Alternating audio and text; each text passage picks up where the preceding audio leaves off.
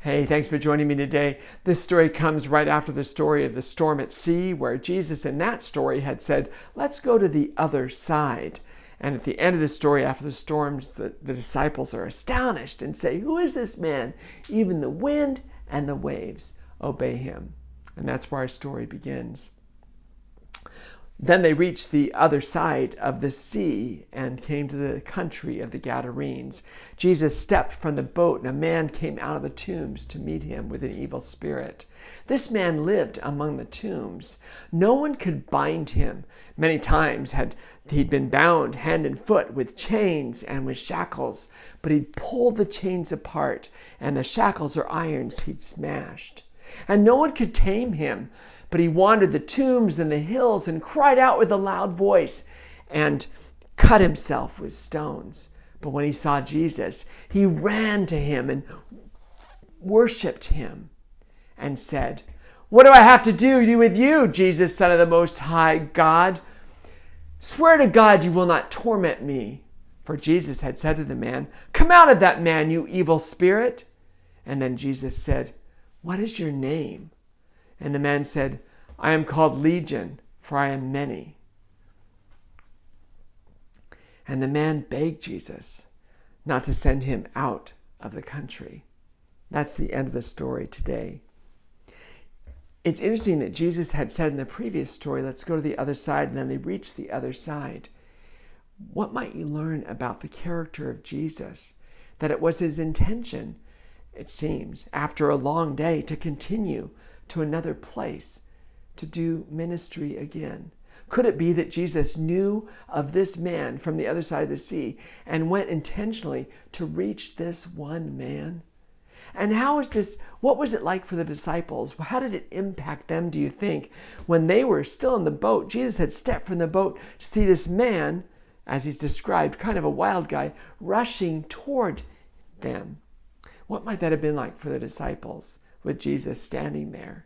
And this man, how he's described, no one could bind him, and what strength he had, superhuman strength, right? To tear apart chains, to break irons or shackles, irons like those on an ankle or limb to hold the feet together, break them apart. And it says no one could tame him. What do we tame in this world? Wow, what might that tell us about this man? What might it have felt like to be this man? What happened in his human heart when he saw Jesus, that he ran to him and worshiped him?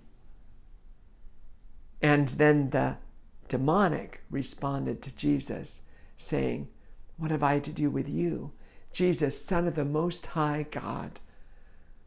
What does this demon know about the character and the person of Jesus? It makes me wonder if there's any situation that in the story we see that this person full of all this evil was rushing towards Jesus and the disciples. The disciples were there behind Jesus, right? He's rushing toward them. And I asked the question, what might that have felt like, or how might that have impacted the disciples? What do you think? Might they felt afraid? Might they felt nervous? Might they felt terrified? What might they have felt with Jesus standing in front of them and yet this man rushing towards them? We don't know, right? Because they don't tell us.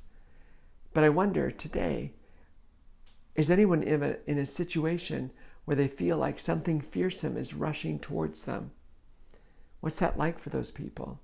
And what would it be like if they pictured Jesus as standing in front of them, so whatever it was would meet him before it met them? How might that impact a person's heart, a person's life? And this man, what a horribly deep, difficult place he'd come to. Do you know people today that have lost their sense of humanity, lost all hope, are bound in some prison, either mental, spiritual, physical, that keeps them trapped? And would they like to know that there is one that loves them enough that he'll redirect his way to come to the other side to meet with them. Are you such a one today?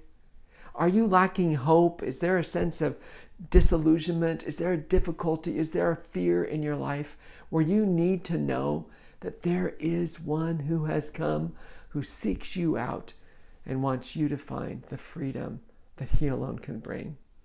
Friend, if that's you, my prayer is for you to meet this one that sets the captive free. Jesus, who seeks out those that are bound and brings courage and safety to us that are afraid. God in Jesus Christ comes and brings such victory. Hey, thanks for listening. May you have grace impact your life today. Thanks. Bye now.